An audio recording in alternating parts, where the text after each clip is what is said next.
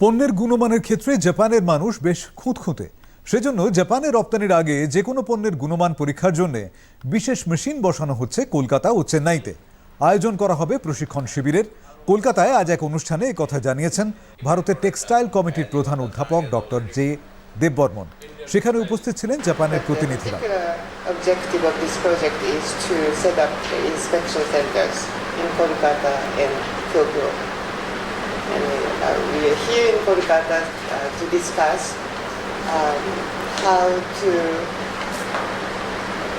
how we can best work on the framework of setting up the inspection center possible in Kolkata. এখন কলকাতা যেহেতু হজিয়ারি sector আর kids garment সেক্টরে ইন্ডিয়ার সব থেকে বড় সেন্টার, তো এইসব প্রোডাক্টগুলোর জন্য there is a market in জাপানে আছে।